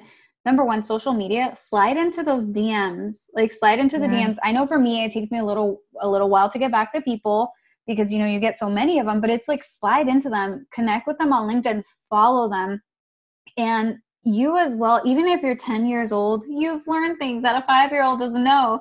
So share the things and share the hacks where it's like, oh, I did this. Do not hog information because we need that representation.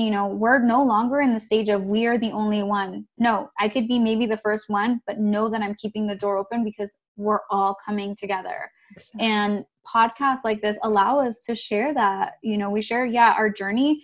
Heck yeah. Did I share some embarrassing moments? Yes. But it's where to let you know you're probably going to have them too. And it's okay. Ultimately, like this is where you get to. And something that I started doing, I said, where do I see Lorena, 20 years from now? And what's the advice that she's going to be teaching me now that, I'll be 20 years older? That I'm like, man, I wish I would have known, right now. And so I start kind of thinking that way. I do that for fun. And, I learned certain things where it's like, maybe she'll teach me this and, make that for fun. But yeah, that's something I would recommend, everyone try. Yeah, that's an amazing exercise. And I think I should also do it. And because we do learn from our past, but it's also important to be aware of what we can teach or the future. Yeah. Yeah. Yes. And, it's good that you mentioned going back to, adding Stephanie to your team, the legal side of it all. It's so good that you have lawyers who, are, I don't even know that side. You might also have some, awareness, some knowledge of that, but it's good that you have a legal team that can help you and guide you to make everything clear, the responsibilities if the moment of like, someone decides no longer be part of this. Okay, it's still owned by Lorena, the work is here. Like, it's so great. Like, that's something that every entrepreneur should have. And I think it's not always like reminded. I feel like every time I listen to an entrepreneur, they forget to mention the legal side of a business. And it's scary. It's so scary because I have friends who they started off as co-founders and then they separated because maybe one of you has a vision, to go direction A, the other one has a vision to go direction B, but it's like, ultimately, how does that work? And so with us, it's funny that you say like, if one of them leaves, ultimately it's Lorena's. But another thing is when you are a tech startup, the business is its own entity. Mm-hmm. We technically buy in either through your IP, your intellectual property of you building the business. And then you also pay to own part of the business too. But it's stuff where when my co-founders came on, I gave them, and I'm totally okay with saying like, I gave them like more than enough equity for them to feel comfortable that it's like, I am building something that I own a piece of this. A lot of times we get so territorial where we're like, oh, it was my idea. I'm the one that's working and building this. I want to give them 5% and so on. But it's no, give them something where it's their time. It's their knowledge. Think about it. If you were the one that was joining a company, wouldn't you want to be compensated for that as well? Mm-hmm. And it goes back to the whole thing. We know as Latinas, we're 54 cents for every dollar. So we should be paying everybody that comes as part of our team, not to like go on a rant, but one of the things that upsets me the most is internships that are not paid. Yes. Because you're limiting the pool, of amazing people that you can attract, because a lot of us, we can't afford to have an unpaid internship because we're still going to school. We probably have a full-time job as well. You can't add something else to the plate. And it's not that you just don't want it enough. It's just like literally there are not enough hours in the day. So pay your interns. And the same thing with when your team members come on board, like we put off a good percentage. So that way, when we do start hiring, they get to own part of the company as well. So think about it from the perspective of how would you feel if you were joining a company? And, it's different. In a nonprofit, none of us like have a piece of it because it's its own thing. But yeah, there's so many things like I've learned. There's sole proprietorship. There's LLCs, which LLCs are actually not recognized in Canada. Then you can do like S Corp, C Corps, PBCs. Like there are so many things. So talk to a lawyer. There are like the zoom.com and Rocket Lawyer. If you're starting like an LLC, go down that route. If you're looking to do a tech startup, I just say this is one of the things that you want to have saved your money for, because it's better to get it done like early on and have it right, especially if you're wanting to go the venture capital route, because they will look at all of this information. Like, do you have all of your ducks in a row? And I'd rather outsource that because I'm not an expert at that. So I'd rather have a team of experts help me on that end.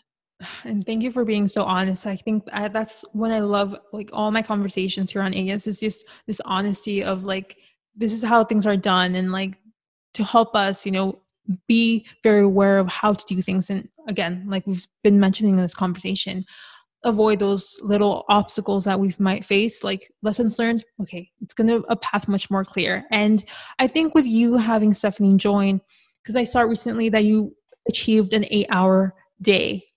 You worked more than 8 hours to build every point one. So how was that experience of going to the 8 hours? You even shared on your Insta stories, the Google Excel sheet of like the calendar of how you like put things in, which I have to share. I started doing that. I was like, okay, I'll start applying that. And it's been helping me. So thank you, Lorena. But how did you achieve that 8-hour shift as an entrepreneur? And how do you respect those boundaries that you've placed for yourself? And I think it's going to be much more easier with Stephanie on board. But again, you're building, you're growing.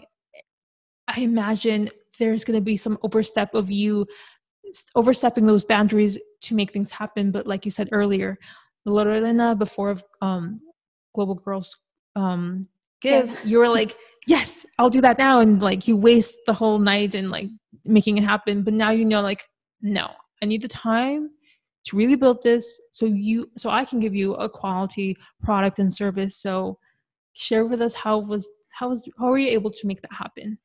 Yeah, so this actually started back in my ADP days, because I would have to meet 7 clients face to face on a weekly basis. Like that was our goal. And so there's, the scheduling time to actually make the appointment, to prepare for the appointment, to drive to the appointment, to get to the appointment, then to do all the work after. So I got used to block scheduling. Pen and paper, because I was a pen and paper gal, and I would highlight. I would color code my entire calendar. I would see a color. I knew the type of activity. My brain would start to switch to that type of activity. With Global Girls Give, I didn't have the bandwidth to do pen and paper anymore. Everything became digital. So I still started doing the time blocking thing. And I would say start with prioritizing what's most important to you. For me, family was always there.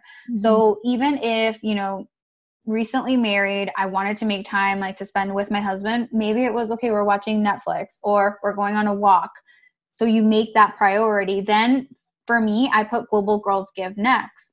And so I made sure that I would have that, where if my team members were available on a certain time, because we would do this after work, then it's okay, let's do this. There were days where I would finish like at 11 p.m. at night. And the advice that I would give right now, it's set those priorities and set the priorities and follow them, because you have to do that. So the way that I do the block scheduling is I first think, what time am I willing to get up at? And how late am I willing to work? I am an early bird. As soon as I wake up, within 10 minutes, my brain is on and ready to go. My husband is a night owl. He'd rather sleep in, but at 11 p.m., his brain is like on fire and he's going. So know which one you are. And it's okay if you're a night owl. Like that means you might sleep until 11 a.m., but that means at 11 p.m., your brain is on fire. So embrace it. And don't let society tell you, oh, you have to be an early bird, So decide that first. And that's what I would do. I would say, okay, I'm willing to get up at 5 a.m. but that means I need to be asleep at 10 because I function off of 6 hours of sleep. Mm-hmm. If I actually sleep like 7 or 8, I'll be tired throughout the day. So know which one. Other people, they take naps during the day. Schedule the naps. So I kept working way more than just the 8 hours a day for a very long time. Because of COVID, we actually ended up closing Global Girls Give. We made that decision because we were so out and involved in the community. Mm-hmm. We no longer could do that. We all took time off and we learned that we started spending more time in our ventures. And I saw, wow, Every Point One is thriving because once again, I'm spending, the TLC that it needs.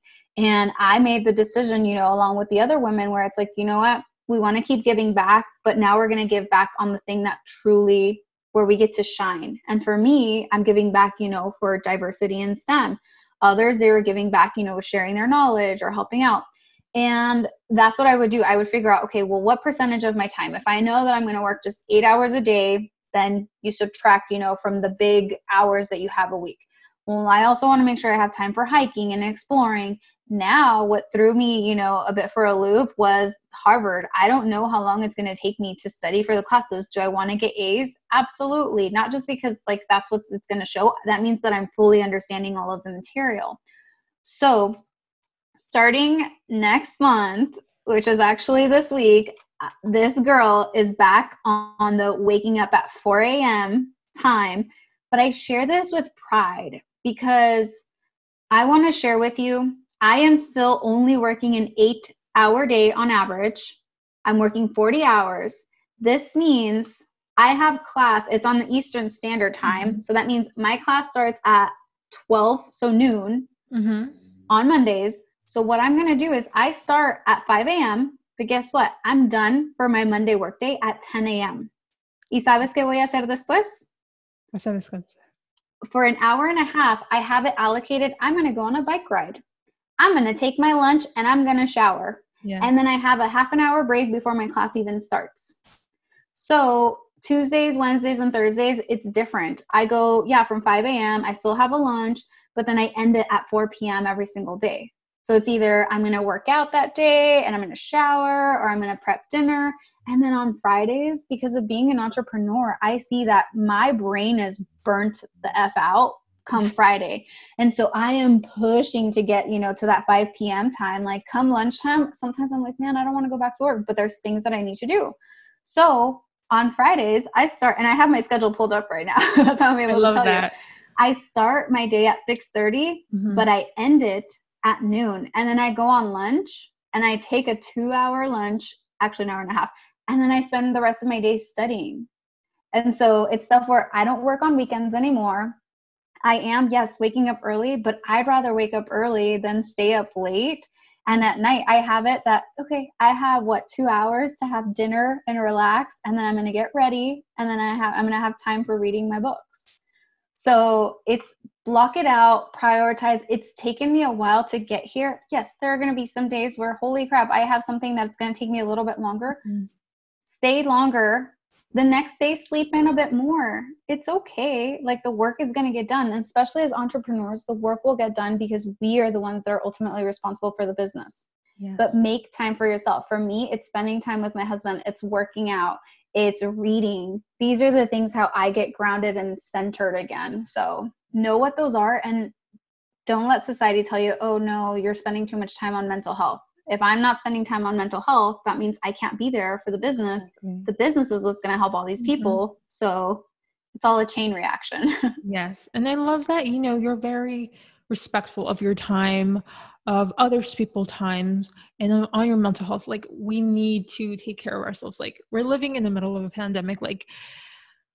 It's not going to be easy, but if you yourself have a routine that is established and that helps you, have control over your life, your business, and your mental health, that is important. And I love that, also your husband is like another cheerleader. He knows what your dream is. He's advocating for you and having that respect of also helping you grow is important. So definitely that's something that I'm also happy that you have.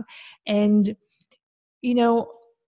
we've talked about the past, the present, what you're doing here right now. And here on AS, I always love inviting my guests to share where do they see themselves in 5 to 10 years? Like, I want you to share, like, 'cause I'm a big believer, like, you speak things into existence, but also the actions. So where do you see yourself in 10 years?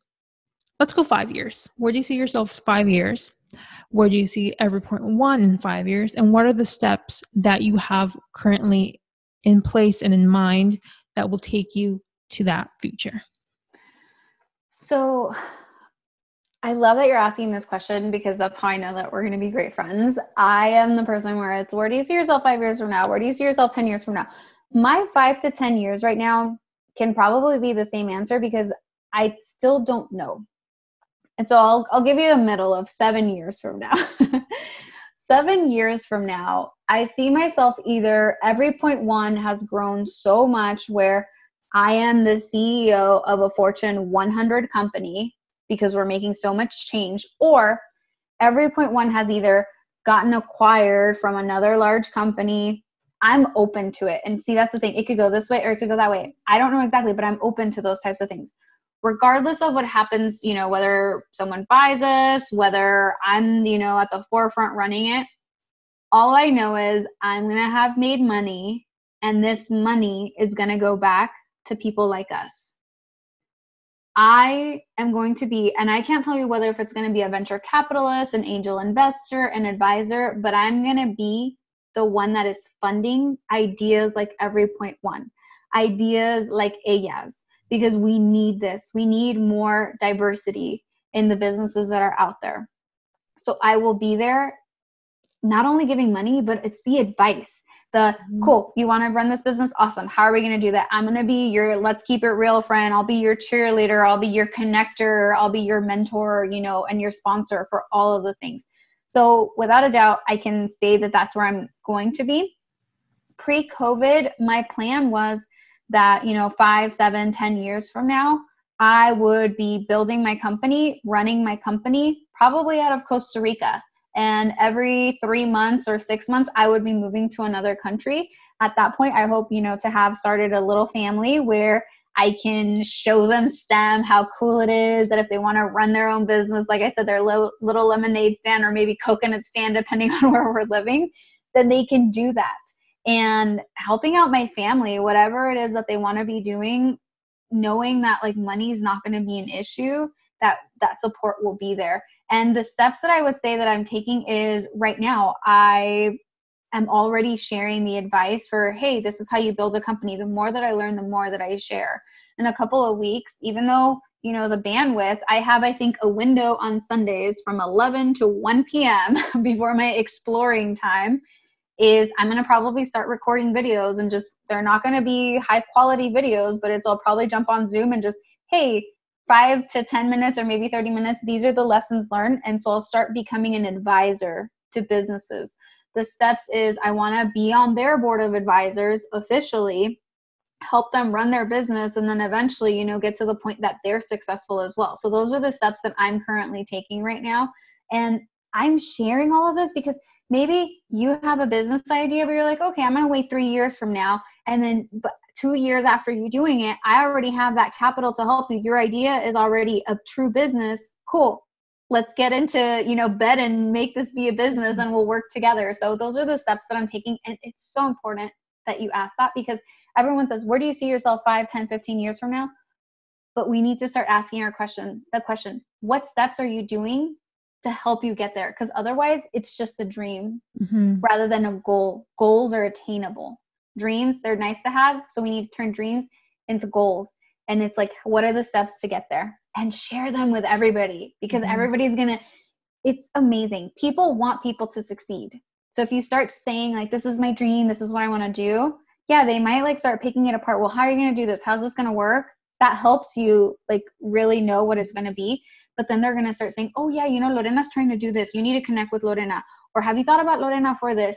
The more that people know what they can do to support you, the more that they're going to do that. And whenever you meet with people, ask them, how can I help and support you? And little by little, you'll start to see that those people start asking other people, how can I help and support you? And eventually we all become helpers and supporters of people. Yes. Oh, I love this. This is definitely such a great conversation that we've had. And like everything that you say, I'm taking into my mind. And, after this, I'm going to re-listen and take notes because you're helping me have a much more clear path on growing AES. I've shared with my listeners, like, I want this to become a media company, and having these conversations with all these empowering Latinos, and especially you, it's just like helps me be more clear, question what I need to do in order to have those steps ready and just take it to the next step. So thank you for being so generous, because not many people are that, they want to hold the information. And it's time for Latinas to just share this information to help each other grow. So thank you. And, we've had this wonderful conversation, and you've had this journey that I love. I love because you have the business background, you have the science background, you've had the networking background, like all of that you've experienced and lived is such a great combination ingredient to grow Every Point One. So I'm just excited, and I want to ask you, if you had the opportunity to time travel back in time at whatever age, you decide and you approach little Lorena, what would you say to her, knowing what you know now at that age? I haven't thought about this question, but I guess, the thought comes, oh, would I tell her like pursue science, pursue this? Because who knows, maybe, I would cure something if I convinced her like pursue science. But no, I don't think I would change anything. I think what I would tell her would be advice where things sometimes may seem like they're unfair, and they might be. Follow whatever your gut tells you that it's the right thing, but always make sure that you keep helping people along the way. And if you learn something, share it. And yeah, that's what I would tell her, because you know what? I still remember my first day of kindergarten. Like, I went into kindergarten knowing like my multiplication tables because my mom was a stay-at-home mom, and she wanted us to like know our stuff. So I went into kindergarten knowing that. I knew how to tie my shoes. And I still remember day one, like I'm teaching this kid, like, this is how you tie your shoes, where it's always like giving back. And I think, yeah, that's what I would tell her. Just like, don't give up. The situation's going to be unfair, because there are a lot of times I felt where, holy crap, this really sucks. And we think this life just isn't meant for me. Maybe my kids will be able to have this because I'll create this for them. No, we deserve this for ourselves too. And the situation, life is always going to be unfair, but know what privileges you have, because the things that maybe I'm taking for granted, other people are like, man, I wish I had that too. So that, but always, always, always, always pay it forward, because you never know how that can change somebody's life. And for you, it's just a piece of information that you just have now. You can change someone's life. So yeah. Beautiful. And, thank you for giving me your time and sharing your journey, sharing your story with us today here on AES, and sharing the great news. I think, this episode has a lot of great nuggets of information to take the next step in their entrepreneur journey, and not just be afraid, and like advocate for themselves and really be clear on their why, be open to changing and evolving in their business. And I'm just so happy. I'm excited for our listeners to listen to this. And where can they follow you? Where can they follow Lorena? Where can they follow Every Point One? If they have any questions. Yeah, thank you so much for creating space for us to share that. You can find me on Instagram. I go by the handle, like I mentioned, at Girl Change the World, because we can all change the world. You can follow us on Instagram, which is at Every Point One, so everything's spelled out. Our website will be launching on Tuesday, and we actually have a survey that is going live. I believe by the time that this episode launches, we still have maybe one more week left of it. If you are a woman in STEM, please complete the survey. Or if you are a woman who has purchased a technology product, a science product, please complete this. If you are, like I said, an employee, if you're involved in the development of a product, like a STEM product, please share your story. We have the survey because we want to learn what are all of the things that happen, so that when we go to these companies to demand change, we know that we're not missing anything. And ultimately, you sharing your story means that you're changing the game for everybody else that comes in after you. So yeah, find us either on social media, on our website, and if you can, just find the time. It's a 3-question survey, and it'll help us out a lot more. But just know that by sharing your story, there's so much power in your story. So continue sharing and find me on the story, slide into my DM, because I'll usually do a lot of behind the scenes on this is what my day is like. I share the wins and I share the lows. I keep it real with you. Seriously, please do, because Lorena's schedule really has helped me being more focused and being able to do more things here on AS. So I highly recommend you follow her and just reach out and also do the survey. And thank you, Lorena, for your time. Thank you for listening or watching. I hope you really have that motivation and clarity on your entrepreneur path, or not, maybe your project or side business. And just having these things clear and knowledgeable. I hope you've written notes down, because this episode is a must listen on, like repeating 5 to 10 times. So I hope you've enjoyed this episode. You can follow AS on Instagram at ALLAS the podcast. We're also on LinkedIn at AS Podcast. Go follow us there. We can also post things and everything. And you can follow me on Instagram at Bren_Hi. That's BREN_JAI. Thank you once again for listening and watching. You can listen to a new episode in 2 weeks. Adios.